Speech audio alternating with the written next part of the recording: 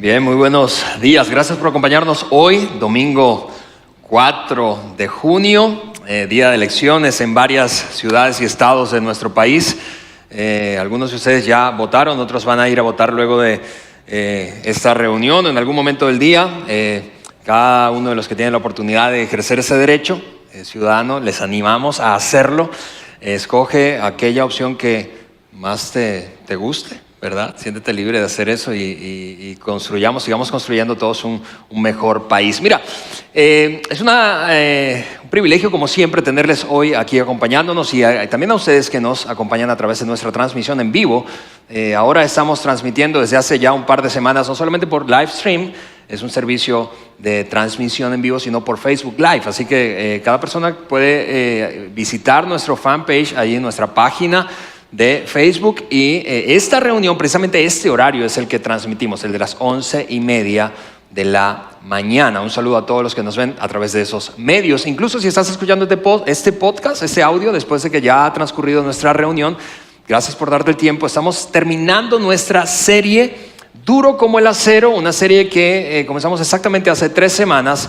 Y hoy culminaremos una serie que ha sido honestamente, y desde mi punto de vista personal, una serie desafiante, sobre todo para aquellos que ya hemos depositado nuestra confianza en Jesús, en Jesucristo. Nos consideramos seguidores de Jesús, no importa si tú eres protestante, católico, pero tú has llegado a la convicción personal de depositar tu confianza en Jesucristo como Salvador personal. Es precisamente para nosotros, honestamente, un tema muy desafiante. Para el resto, para quienes no se consideran seguidores de Jesús, quizás son más bien, tú sabes, están explorando, están considerando o son incluso más escépticos. Aprovecho para decirte, este lugar es para ti. Pero para ustedes esta serie ha sido más una invitación que un desafío. ¿Por qué? Porque hemos abordado un tema que creemos que es súper relevante y es que vivimos en tiempos inciertos, incertidumbre. La incertidumbre es inevitable, en mayor o menor medida cada uno de nosotros experimenta cierto nivel de incertidumbre mientras vive. Incertidumbre en su hogar, en su familia, incertidumbre económica, incertidumbre cuando se trata de la relación con sus hijos, incertidumbre cuando se trata del matrimonio, incertidumbre política. Un día como hoy seguramente hay mucha incertidumbre acerca de qué va a pasar mañana, qué va a pasar después de que gane tal o cual partido, tal o cual candidato. Incertidumbre respecto a la dirección que lleva el mundo en general, incertidumbre respecto a la relación que tenemos con nuestro vecino del norte, la incertidumbre es inevitable, pero, y eso es lo que hemos dicho en esta serie, el temor es opcional. Vivir con temor es una decisión, es una opción. Para aquellos, te repito, que nos consideramos seguidores de Jesús, honestamente, no fuimos nosotros llamados, es de hecho contraria a la fe cristiana la idea de vivir atemorizados. Y fue, mientras Jesús anduvo ejerciendo su ministerio en la tierra, un reproche constante hacia sus seguidores del primer siglo. ¿Por qué sienten tanto temor? ¿Por qué viven atemorizados? ¿Por qué tienen tan poca fe? Fue un reproche frecuente de Jesucristo a aquellos que le seguían. Mientras que para aquellos que no le seguían fue una invitación. No tienes que vivir con temor. Hay una mejor manera de vivir y es el tema que hemos abordado en la serie. Te animo a escuchar o ver, ya sea en nuestra página web o en nuestro canal de podcast, ese domingo que te perdiste por cualquiera sea la razón. Hoy quiero comenzar este último tema de la serie con una frase que es familiar para absolutamente todos nosotros. De hecho, es una frase que aprendimos seguramente desde niños, cuando nuestros padres o nuestros maestros nos contaban cuentos o historias. Y vas a coincidir conmigo que esa frase es muy conocida por ti. La vamos a poner aquí en la pantalla. Había una vez. ¿Es cierto que esa frase es conocida? Había una vez. Cada historia, ficticia o real, que escuchábamos comenzaba y sigue comenzando con una frase similar a esa. Había una vez. Ahora déjame trasladarte al siglo I de nuestra era. Había una vez. ¿Sabías que había una vez un tiempo en el que no existían partidos políticos, por ejemplo? Había una vez donde no existían, una época en la que no existían ni PRI, ni PAN, ni PRD, ni Morena, ni los independientes. Había una vez cuando no habían derechos constitucionales. Había una vez cuando no existía libertad de culto, tal como tú y yo la concebimos hoy. Había una vez en donde, un tiempo en el que solamente existía una cosa, un imperio llamado Roma. Y ese imperio era brutal, era muy cruel en algunos momentos, era impositivo, liderado por los césares, los emperadores conocidos como césares. Y en ese momento de la historia humana, eso no es fábula, escúchame, es historia universal. En ese momento en el que solo existía Roma, nació un bebé en una pequeña aldea conocida como Belén de Judea. Y ese bebé creció, y en la medida en que crecía empezó a opacar, a silenciar toda la fama y la gloria de los emperadores romanos, no solamente del emperador de turno, Herodes, en el momento en que nació, en la época en que nació, sino de cada emperador que le sucedió, no importa si era romano o no era romano.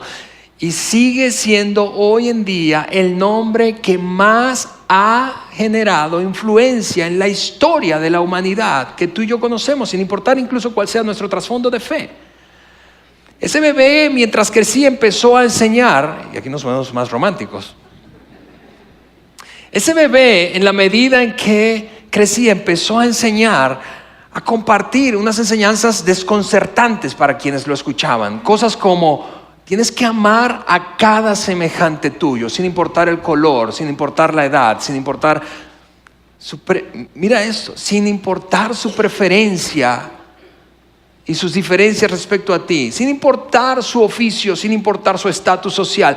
Debes amar a cada semejante tuyo, a cada prójimo. Pero no solo eso, sino que nos desafió entonces a aquellos que le escuchaban mientras estuvo en la tierra, con enseñanzas como: debes perdonar siempre, todo el tiempo, a todo el mundo, sin importar lo que hayan hecho.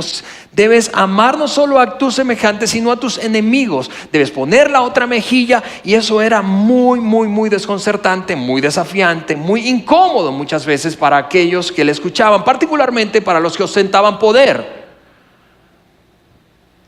Y ese hombre, ya no bebé, convertido en hombre, en algún momento, mientras crecía su influencia, fue traicionado por un amigo suyo.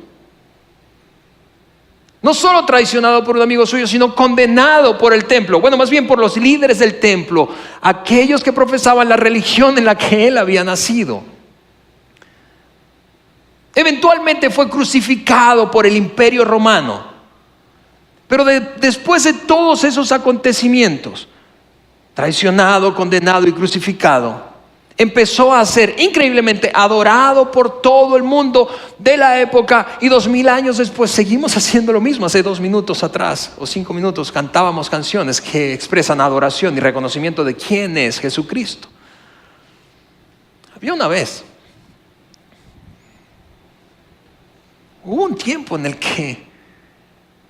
que eso pasó, y no mucho tiempo después de la muerte, crucifixión y resurrección de Jesús, cuando comenzó a ser adorado, los primeros seguidores suyos empezaron a reunirse. Se empezaron a reunir el primer día de la semana, muy temprano en la mañana, básicamente para hacer estas dos cosas: para hacer un juramento. El juramento era y consistía, en resumen, en lo siguiente: se juraban el uno al otro de vivir en integridad, en pureza, de ser leales a sus familias, de comportarse como buenos ciudadanos y de esforzarse al máximo por ser ejemplos de la fe que habían abrazado mientras seguían a Jesús. Luego de hacer ese juramento, esto es lo segundo que hacían: cantaban una canción que era un himno que básicamente recordaba los acontecimientos que Jesucristo había protagonizado. Y así se despedían y cumplían su compromiso, y fueron conocidos precisamente por ser personas de un testimonio extraordinario, positivo, de una conducta irreprochable, tanto que empezó a fastidiar a algunas personas y vivieron una experiencia muy similar a la de su maestro, a la de Jesús. Fueron traicionados por sus amigos, Fueron condenados por la misma gente que profesaba la religión en la que crecieron. Fueron asesinados por el mismo imperio que crucificó a su maestro. Pero en medio de toda esa experiencia, su influencia empezó a crecer y la fe cristiana, la fe que profesaban, se esparció por todo el mundo como una epidemia global. Y esa experiencia marcó el había una vez, esa historia que hoy conocemos como el cristianismo. Para muchos llegó a ser una fábula. Para muchos sencillamente se basó en un libro religioso conocido hoy como la Biblia, pero fue historia, es realmente lo que ocurrió. No solamente relatado en el texto bíblico, sino por otros historiadores que vivieron en la época. Ese grupo de seguidores de Jesús, de seguidores de una fe que en principio no era conocida como cristiana, sino como el camino, vivieron realmente vidas atrayentes. En vez de repeler gente, atraían a un montón. Y eso inquietaba a algunos otros líderes que se sentían amenazados por su influencia creciente. Y ahora, yo no sé si tú lo ves como nosotros, pero ahora, y si tú lo piensas como yo, pero ahora es nuestro turno, es tu turno, es mi turno. Es nuestro turno de hacer historia. Es nuestro turno de hacer historia respecto a la fe que profesamos. Y voy a hablar específicamente por unos minutos a aquellos que nos consideramos seguidores de Jesús, sin importar si tú eres católico o protestante. Si tú has puesto tu confianza en Jesucristo como Salvador, es tu turno y es mi turno de hacer historia. Es nuestro turno de construir nuestro había una vez. Porque en algún momento, después de algunas décadas o un par de siglos, se referirán a aquella generación que vivió en los 2000, el 2010, el 2020 o en la década del 2030. Y se referirán a nosotros respecto a nuestra fe con ciertas descripciones. ¿Cómo fue esta generación? ¿Cómo fue? ¿Qué fue lo que hizo en términos de mantener su fe, de guardar la fe y pasarla a la siguiente generación como una fe confiable, digna y una fe atractiva? No como una cosa religiosa, sencillamente irrelevante y aburrida. ¿Cómo será tu historia y la mía cuando se cuente en el futuro y se refieran a nosotros como seguidores de Jesús? Porque nosotros, quienes hemos depositado nuestra fe en Jesucristo, no vamos sencillamente a la iglesia. Nosotros no venimos a la iglesia solamente, nosotros somos la iglesia. Tú y yo somos la iglesia. No este edificio no es la iglesia, tú y yo somos la iglesia. Tú y yo conformamos la vida de ese grupo de personas que profesan una fe basada en un acontecimiento que ocurrió hace casi 2000 años. En algún sentido, tú y yo somos mayordomos de la fe para la siguiente generación. Déjame decirlo de otra manera. Tus hijos, tus nietos, mis hijos y mis nietos, y los hijos de quienes no profesan la fe cristiana y los nietos de quienes no profesan la fe cristiana en ese momento, recibirán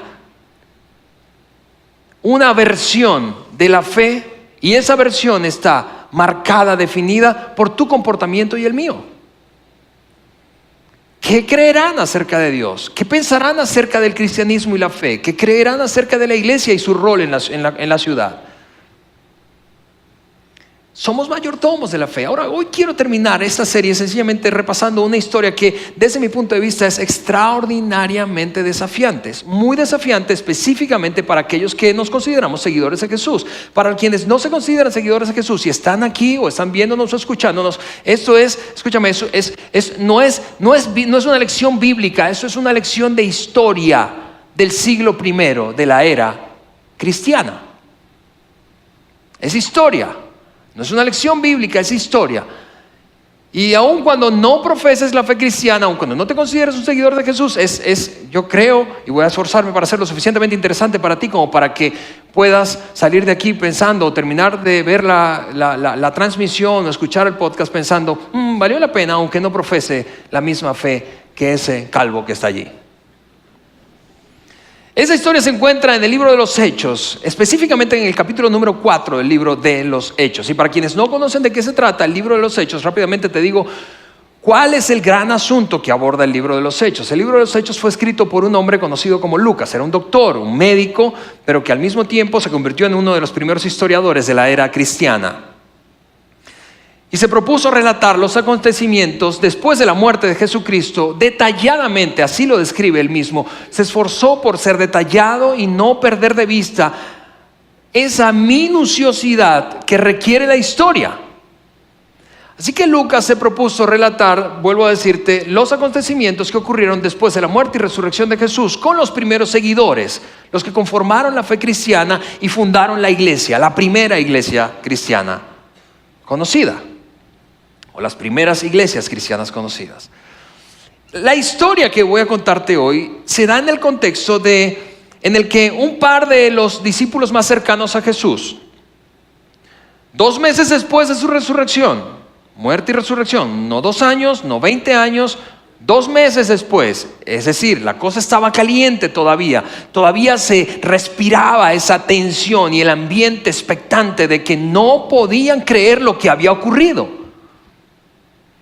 Un par de sus discípulos, gente que anduvo con él, de los más cercanos, Pedro, el apóstol Pedro, y Juan, el apóstol Juan, luego escritores de algunas cartas incluidas en el Nuevo Testamento, pero ellos dos van al templo. El templo de Jerusalén era un predio, estaba situado en un predio de más o menos 14 hectáreas. Para que tengas una idea, si tú vives aquí en Saltillo, más o menos eso es, 14 hectáreas son casi 150,000 metros cuadrados. Pero si tú estás y vives aquí en Saltillo, 14 hectáreas es el predio completo del proyecto de Parque Centro, esas edificaciones nuevas que están haciendo en nuestra ciudad. 140,000 metros cuadrados. Así que en medio de ese predio estaba situado el templo, por lo que imagina lo grande que era y la cantidad de personas que iban. Ese par de hombres, Pedro y Juan, acostumbraban a ir al templo y ese día no fue la excepción. Fueron con la intención de orar, pero mientras llegaban al templo, pasaron por una puerta que estaba situada en un lugar y eran varias puertas, pero era esa puerta conocida, específicamente esta era conocida con el nombre de la Puerta de la Hermosa. Y allí en esa puerta se encontraba un indigente, un hombre tendido en el suelo pidiendo dinero, un hombre que tenía una limitación física, estaba lisiado, había nacido cojo, es decir, no podía caminar y estaba tirado al piso pidiendo dinero en la iglesia. Eso era una escena y sigue siendo una escena bastante típica. Y cuando iban entrando, este cojo extiende sus manos para pedirle a Juan y a Pedro que le den dinero, pero ellos no tenían dinero. Típico de los que están dedicados al ministerio de alguna manera, no tienen lana. Y están llegando allí y sin dinero hacen algo mejor que darle dinero. Ahora, ¿qué cosa mejor puede haber que recibir dinero de un desconocido? Bueno, este hombre recibió algo mucho mejor y fue sanidad. Estos increíblemente en un acto de fe declararon que él iba a ser sano en el nombre de Jesucristo y de un salto, increíblemente este hombre se puso de pie y empezó a saltar entrando al templo de esa manera y con una actitud pues una algarabía. Todo el mundo que ya obviamente había visto a este hombre en ese lugar haciendo lo mismo cada vez que habían reuniones de la iglesia, no lo podían creer. Era un hombre de más de 40 años, así que seguramente mucha gente lo conocía por ser el cojo de la Puerta de la Hermosa. Ahí está el cojo, vámonos por otra puerta, porque ahí me va a pedir lana. Así que él entra y con esa algarabía empiezan los líderes del templo a darse cuenta que hay un alboroto y ellos, queriendo mantener el control, sin querer perder el control de la situación, se acercan y entonces se dan cuenta de lo ocurrido, calman a la multitud y se llevan presos a Juan y Pedro y empiezan a amenazarlos. Básicamente estaban diciéndole, vamos, ¿por qué no dejan este asunto en paz? Porque otra vez ustedes están trayendo a la palestra, ¿verdad? A la vida cotidiana de nuestra ciudad este bendito nombre que ya habíamos pensado que iba a extinguirse la influencia, el nombre de Jesús. Dejen de hablar de ese nombre. ¿Por qué sencillamente no entierran el asunto y seguimos con nuestra vida normal y cotidiana aquí en nuestra ciudad? Dejen de causar alboroto. Y en ese contexto está esa historia. Luego entonces de que son apresados, Pedro toma la palabra escúchame, es honestamente una escena bastante conocida. Pedro toma la palabra frente a ese grupo de líderes religiosos que habían asesinado hace 2 meses a su maestro. Y empieza a pronunciar un discurso muy fastidioso para ellos. Básicamente les dice esto: ustedes lo apresaron, ustedes lo asesinaron, pero Dios lo levantó de los muertos. Y entonces dice algo bastante irritante que quiero mostrarte aquí en pantalla, no solamente para esos líderes judíos, sino 2000 años después. Puede ser muy irritante para muchos de nosotros. En ningún otro, está refiriéndose al nombre de Jesucristo, en ningún otro hay salvación. Dios no ha dado ningún otro nombre bajo el cielo mediante el cual podamos ser salvos. Y tú puedes pensar, esto es demasiado radical, sobre todo si tú no profesas la fe cristiana, si tú no eres católico, ni tampoco eres protestante, si tú no confías en el nombre de Jesucristo como el único camino que te lleva al cielo. Tú has escuchado esa postura radical de los cristianos, de los seguidores de Jesús. Y es fastidiosa esa postura, y yo puedo entenderlo, porque no solamente es radical, sino que es estrecha. Vamos, no es verdad que hay un dicho que nos encanta decir para evitar polémica cuando se trata de discusión de política, en un sentido, pero particularmente religión: todos los caminos conducen a Roma. Todos los caminos aplicados a la religión conducen a Dios. Todas las religiones conducen a Dios, y así arreglamos políticamente cualquier discusión de temas espirituales o religiosos, ¿sí o no? Pero esta gente, este hombre llamado Pedro, ya sabes de dónde proviene la estrechez mental de los cristianos del día de hoy, que miran a otro cara a cara y le dicen: no todas las religiones conducen a Dios, solamente hay una. Y eso suena jactancioso y es irritante, y te provoca mandarlos por un tubo, porque es demasiado estrecho, es demasiado radical. Y yo puedo entenderte, escúchame, pero ahí está el origen. No lo inventaron los cristianos después de siglos o años. No es que son sencillamente fanáticos porque se les ocurrió. Aquí está el origen de esa declaración y de esa estrechez y radicalidad mental. Ahora, pero si yo te explicara de dónde provino esa declaración de Pedro, probablemente lo entenderías mejor y dirías: bueno, pues así sería distinto. Si tú hubieses sido Pedro, eso es lo que te habría llevado, impulsado a decir una declaración tan radical y tan estrecha en términos de lo espiritual y de la relación que el ser humano puede tener con Dios. Pedro vio ser arrestado a su maestro, ser crucificado, agonizando hasta la muerte. Lo vio morir, vio cómo lo sepultaban, y un par de días después lo vio resucitado y desayunó con él en la playa. Ahora, si tú fueras Pedro, tú hubieses dicho algo muy similar. Si yo fuera Pedro y hubiese vivido esa experiencia, hubiésemos dicho algo muy similar a lo que él dijo aquí a esos líderes religiosos, aun cuando es estrecho, te repito, y radical. ¿Por qué? Porque si alguien te dice que va a morir, tú lo sigues.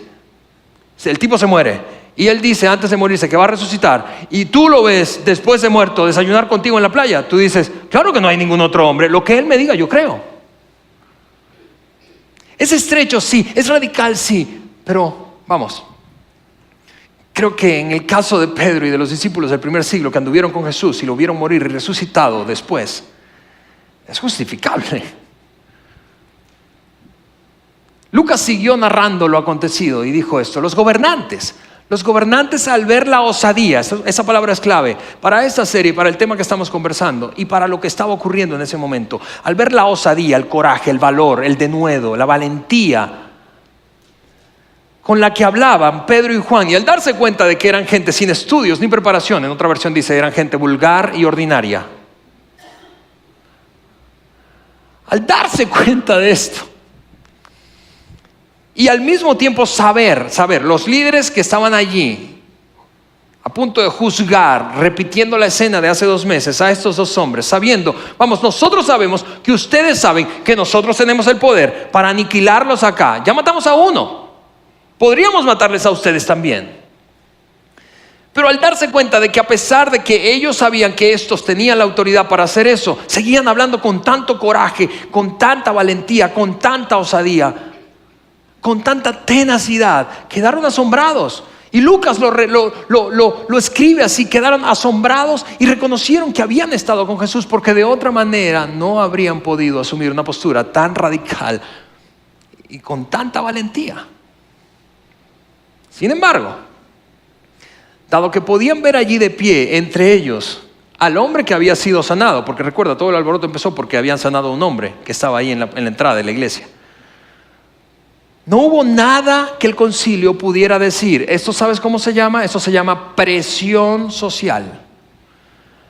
Es decir, ¿qué podríamos hacerle? Allá afuera hay no sé cuántas personas, cientos, probablemente miles de personas que vieron a este hombre, lo conocen, lo han visto ahí lisiado. No es que le pagaron, ¿verdad? Como show de televisión, ¿sí? En donde venden el agua del río Jordán y pasa por Las Palmas y recibe sanidad. No. Ellos lo conocían. Era un personaje muy conocido y muy familiar para la inmensa mayoría de las personas que iban a esa iglesia. Cientos, te repito, o miles. Y ahí estaba brincando. ¿Qué podían hacer? ¿Qué podían hacer con esos? Así que empezaron a experimentar mucha presión. No podemos hacerles nada. Pero los llamaron de vuelta y les dijeron, a ver, mira, los vamos a liberar, pero esa es la condición. Salgan de ese lugar y dejen de hablar en el nombre de Jesús. Dejen de utilizar el nombre de Jesucristo. Ya basta con eso. Hagan otra cosa. Y esta fue la experiencia. Los amenazaron y los liberaron. Los amenazaron y los liberaron. Ahora, si tú hubieses estado en el lugar de ellos, ¿a dónde te hubieses ido? ¿A dónde crees que fueron Pedro y Juan? Después de haber sido amenazados por la gente que asesinó a su maestro 2 meses antes, 2 meses atrás, y puestos en libertad con esa condición. Dejen de hablar de eso. Probablemente tú y yo hayamos ensillado un burro, un par de caballos, nos hubiésemos ido lo más lejos posible de esa ciudad diciendo algo como, nos salvamos de milagro.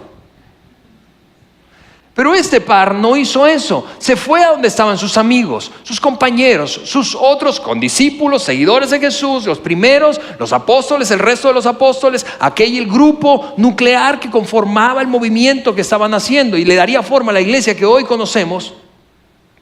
Se fueron y se juntaron allí y empezaron a orar. De hecho, llegaron al lugar y les contaron todo lo que había ocurrido. Cómo los habían apresado, qué cosas habían ocurrido dentro cuando nadie los estaba viendo, allí en el concilio, frente a los líderes religiosos, las amenazas, y cómo habían salido y ahora estaban en libertad nuevamente. Y después Lucas registra que lo que hicieron fue orar, fue una reunión de oración, de hecho la primera reunión de oración registrada en el Nuevo Testamento. Eso es lo que escribe Lucas. Cuando oyeron, dice él, cuando oyeron el resto de los discípulos, cuando oyeron lo que había ocurrido, alzaron unánimes la voz en oración a Dios. Una reunión de oración. Ahora, antes de leerte por qué oraron, yo quiero preguntarte, ¿por qué cosa habrías orado tú? ¿Por qué cosa habrías orado tú? ¿Por qué cosa habría orado yo? Luego de estar en prisión y haber salido librados de milagro por un pelo, ¿verdad? ¿Cuál habría sido tu oración? ¿Cuál habría sido la mía? ¿Por qué cosas habrías orado? Lucas estaba allí y registró la oración. Y esto es lo que él escuchó, que aquellos hombres oraron. Soberano Señor. En otras palabras, reconocemos que tú estás al frente de todo. Tú estás sobre todo lo creado, lo que vemos, lo que no vemos, toda influencia, todo poder establecido, todo poder por establecerse. Todo lo que gobierna este sistema, tú estás por encima de todo, aunque hoy en día parezca que quien está al frente es César, el emperador romano. Tú estás por encima de todo y queremos empezar nuestra oración reconociendo tu soberanía y tu poder. A pesar de que las cosas parezcan caóticas, a pesar de que esto sea tan incierto, a pesar de que muchos estén viviendo atemorizados, tú estás por encima de todo. Y como tú estás por encima de todos y de todo, nosotros podemos vivir en paz. ¿No es eso extraordinario? Soberano Señor, creador del cielo y la tierra y del mar y de todo lo que hay en ellos. Mira, ¿cómo son nuestras oraciones diarias? Yo quiero que por un momento hagamos un contraste de tus oraciones diarias, de mis oraciones diarias, en comparación con esta oración, porque me parece que esta oración es grande. ¿Cómo son nuestras oraciones? Probablemente tus oraciones cotidianas, mis oraciones cotidianas comienzan o terminan con algo como esto: querido Padre Celestial, muchísimas gracias por el día de hoy. Así como sobreviví. Señor, gracias por cuidar a mi familia. Pequeñas oraciones. Esta gente hacía oraciones grandes. Siguieron diciendo esto y Lucas, te repito, lo siguió registrando. Tú, Dios, por medio del Espíritu Santo dijiste en labios de nuestro padre David. Están citando un salmo. En su oración están citando un salmo, una canción que escribió David cerca de 1000 años atrás. Tú, Señor, por medio del Espíritu Santo dijiste que en labios de nuestro padre David, tu siervo, ¿por qué se sublevan las naciones y en vano conspiran los pueblos? ¿Ves que esto es una oración grande, no es una oración minúscula, pequeña, súper enfocada en nuestros beneficios solamente? Está pensando en grande. Ellos dicen, ¿por qué se sublevan las naciones y en vano conspiran los pueblos? Los reyes, siguió diciendo Lucas, los reyes de la tierra se rebelan y los gobernantes se confabulan contra el Señor y contra su ungido. Eso era parte de ese salmo que citaban y era un salmo con un contenido mesiánico. Es decir, 1000 años atrás David había escrito algunas canciones y en una de ellas anticipaba la venida de Jesucristo como el Mesías Salvador del mundo. ¿Por qué se confabulan contra el Señor y su ungido?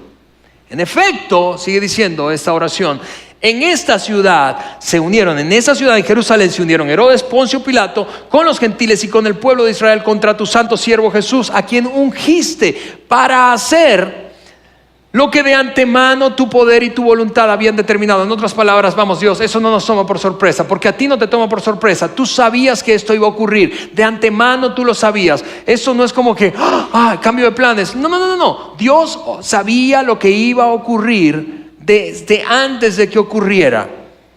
¿Sabes qué es esto? Es una manera de enfrentar la incertidumbre. No importa lo que esté por pasar afuera, no importa que ahora mismo esto me produzca algo de incertidumbre, no importa que no sepa cómo se va a resolver esto, no importa que ahora mismo no tengamos ni la menor idea de cómo vamos a amanecer o si vamos a amanecer mañana. Tú estás al frente de todo, en control de todo, y tú sabías qué iba a pasar de antemano. Vamos, ¿qué situación hoy puede estar agobiándote a ti o a mí?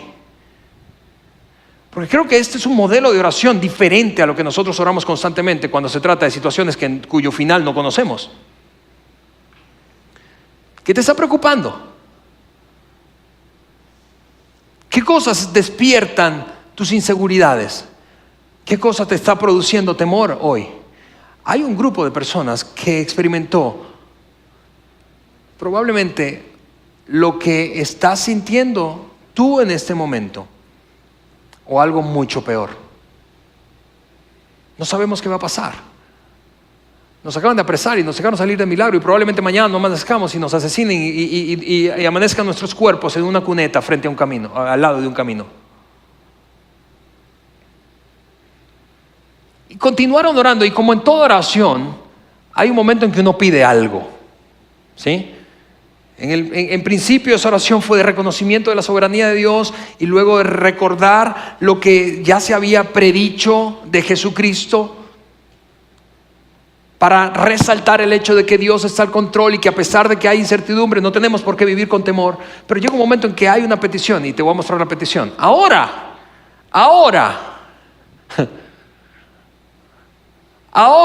es el versículo número 29 del capítulo 4 de Hechos. Ahora, y viene la petición: protégenos, Dios, cuídanos y guárdanos, haz que ganemos más dinero, que la próxima vez no vuelvan a ganar esas chivas rayadas, y que bajemos de peso, y que nuestros hijos reciban becas, y que yo pueda aprobar el examen de la próxima semana, y que esa mujer me pelee. Yo no sé si a ti te produce igual de risa. Es como ridículo pensar que oraron de esa manera, pero es un poco vergonzoso. ¿No te parece que nuestras oraciones se parezcan a esto?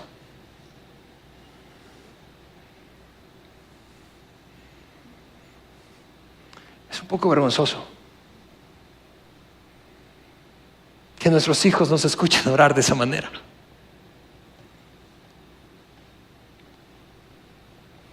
Lo que realmente oraron fue esto: y ahora, Señor, escucha sus amenazas y danos a nosotros. Y mira, escucha sus amenazas. Y aquí no dice y siléncialos y aniquílalos y envía gente más fuerte para salvarnos.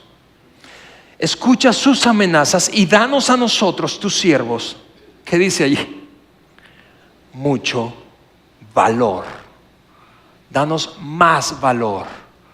Danos, otra versión dice, denuedo. Danos la osadía y la tenacidad de seguir predicando tu palabra. Ahora, ¿cómo es posible que después de haber sido librados por un pelo y casi haberse sido sentenciados a muerte, como su maestro 2 meses atrás, un par de hombres salgan a orar de esta manera? A ver, no pidas más valor. El valor te metió en problemas. Bájale volumen al valor. Sé un poco más discreto. Pudimos haberle, si tú y yo hubiésemos estado allí escuchando eso, quizá hubiésemos abierto los ojos. A ver, esta oración como que no debería ser la oración que estemos haciendo. La oración quizás sería más discreción. Señor, ayúdanos a ser más astutos, a pasar desapercibidos, a que la gente no se dé cuenta que existimos, a jugar el juego de los espías, no de tener más valor, no de vivir sin temor.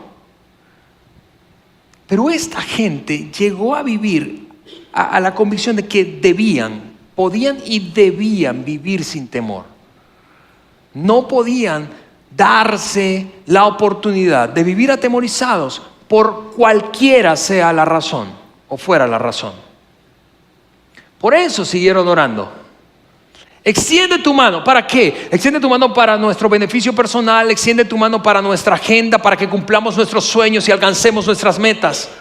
Extiende tu mano para sanar y hacer señales y prodigios mediante el nombre de tu santo siervo Jesús. Extiende tu mano para el beneficio de otros. Y después de haber orado, esto es lo que escribe Lucas, después de haber orado, tembló en el lugar. Escúchame, grandes oraciones involucran grandes respuestas. Probablemente esa es la razón por la que no tenemos grandes respuestas muchos de los seguidores de Jesús, porque oramos oraciones pequeñas, enfocadas en nosotros mismos. El hermano de Jesús, Santiago, en un libro del Nuevo Testamento que escribió él, lo dijo de esta manera: oran y no reciben, piden y no reciben. ¿Por qué? Porque piden mal, porque piden para su propio beneficio, porque oran oraciones chiquitas. Lo que ocurrió aquí es que tembló. Después de haber orado, tembló en el lugar en donde estaban reunidos y todos fueron llenos del Espíritu Santo. Y escúchame, para cristianos, gente que viene y tiene historia de iglesia, está aquí o viéndonos o escuchándonos, muchas veces como que sobre espiritualizamos esto y evidentemente hubo una manifestación sobrenatural, honestamente, de temblar la tierra. Pero lo que termina diciendo el versículo es imperdible. No puedes perdértelo, no puedo perdérmelo. Fueron llenos del Espíritu Santo y proclamaban la palabra de Dios sin temor alguno.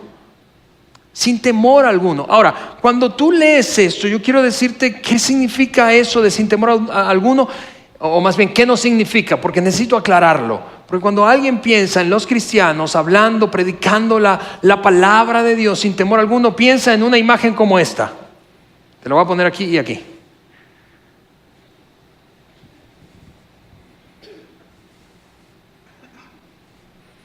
Pero yo quiero decirte que eso no es audacia, eso no es osadía, eso no es ser audaz, eso no es ser valiente, eso es ser tonto.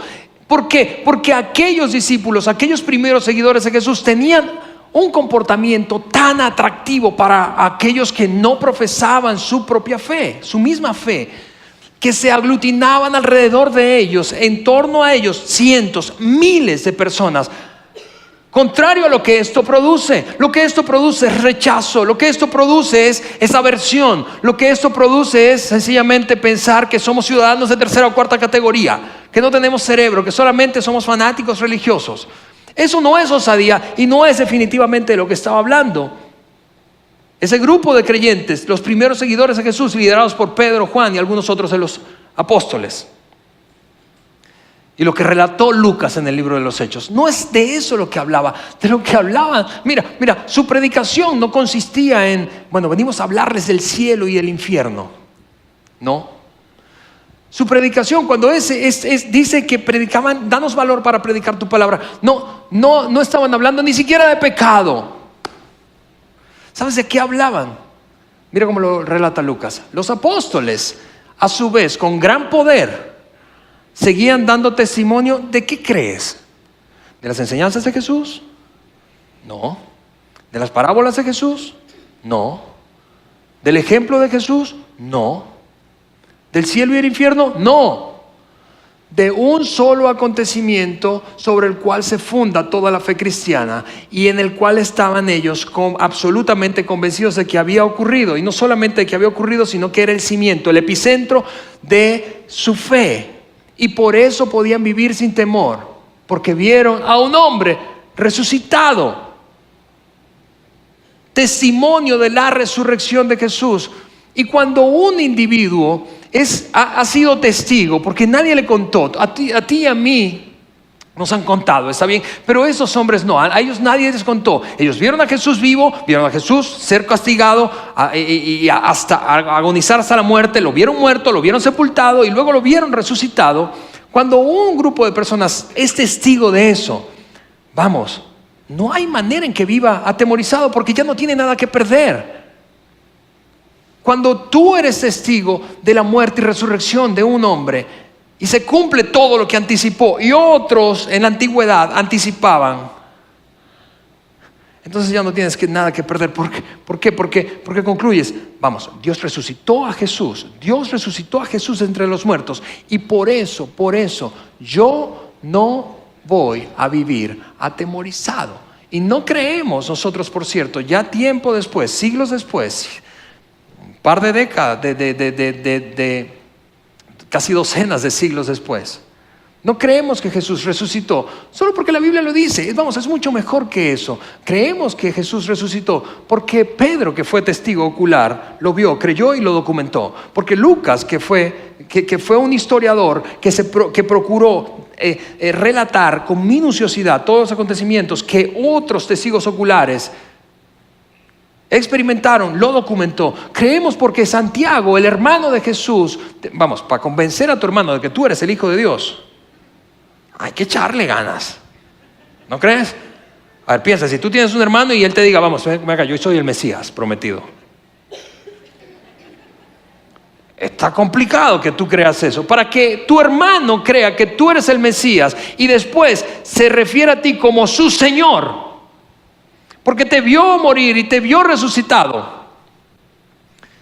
Por eso creemos, no sencillamente porque la Biblia lo dice. Creemos porque un montón de testigos oculares documentaron la experiencia.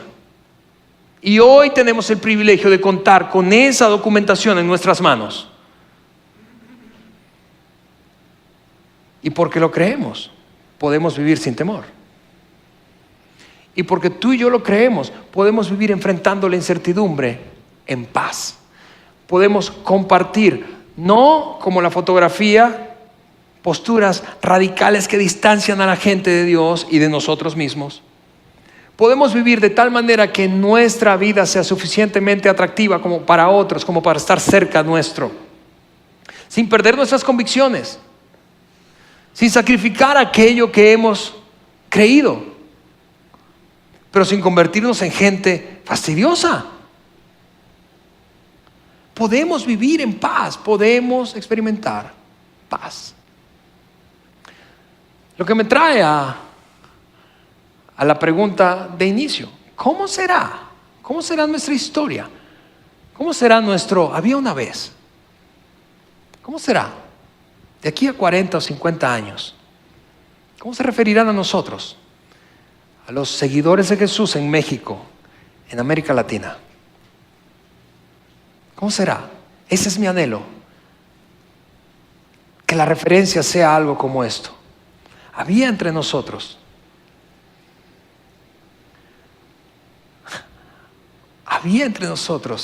un tipo de gente, un grupo de personas que, a pesar de que el entorno iba de mal en peor, a pesar de que la radicalización del discurso crecía, a pesar de que había cada vez más racismo, a pesar de que había cada vez más separación, de que la retórica política dividía y dividía, había un grupo entre nosotros que, por tenerlos cerca, el mundo era mejor.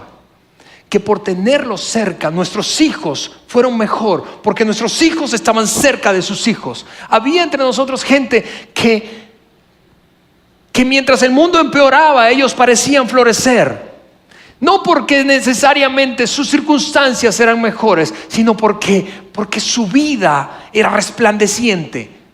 Había entre nosotros un grupo que nos inspiraba confianza, no desconfianza. Un grupo que nos desafiaba a un estándar moral de vida más alto, pero no porque eran prejuiciosos y se creían superiores moralmente. Había entre nosotros un grupo que era tan atractivo que casi eran irresistibles. Y esos fueron los seguidores de Jesús.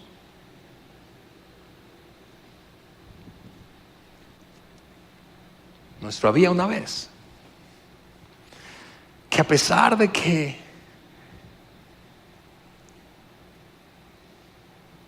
tenían convicciones fuertes, firmes, profundas, no eran separatistas,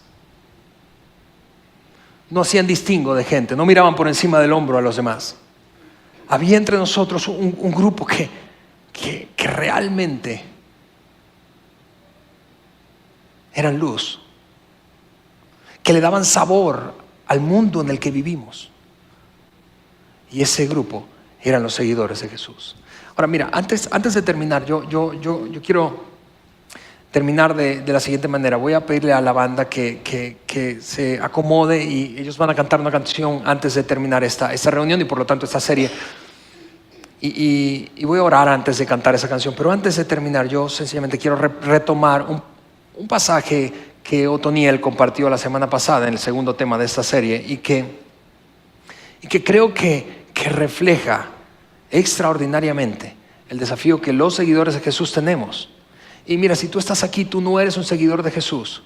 Si tú eres una persona escéptica, si tú eres una persona que te estás dando la oportunidad probablemente, que precisamente por comportamientos como el de la fotografía te distanciaste, por declaraciones tan radicales y estrechas, te distanciaste de la fe y de la iglesia, yo quiero pedirte perdón si no hemos vivido de esa manera.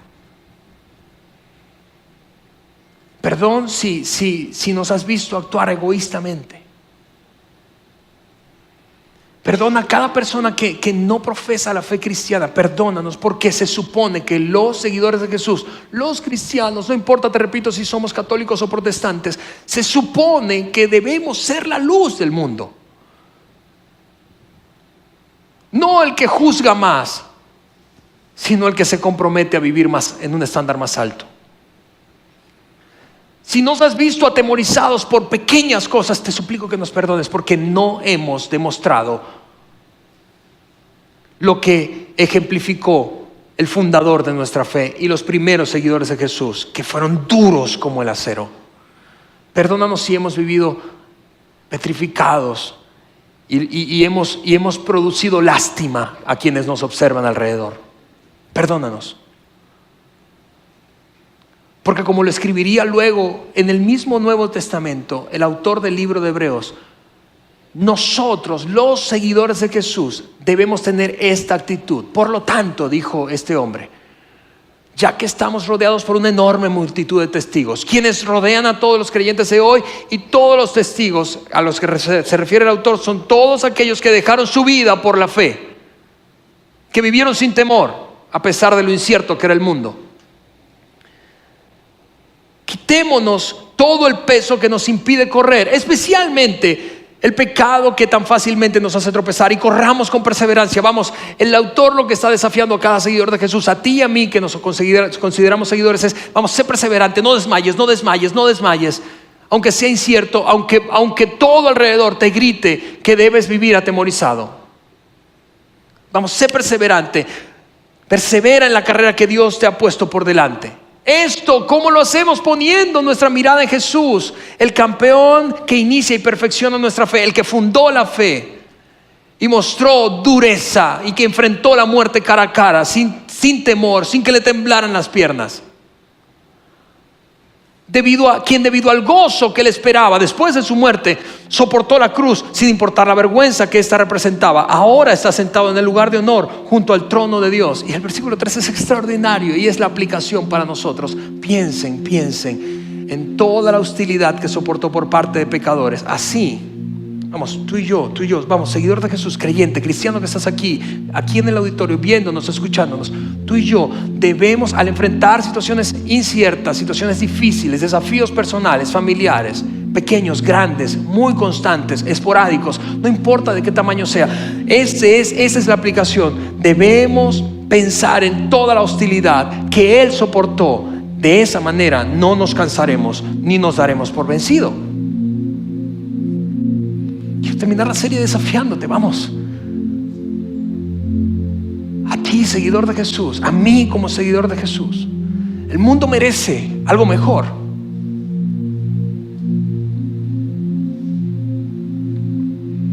Gente altruista, gente que no se raje,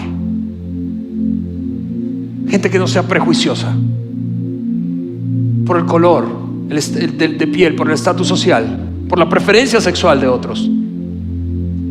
El mundo merece algo mejor.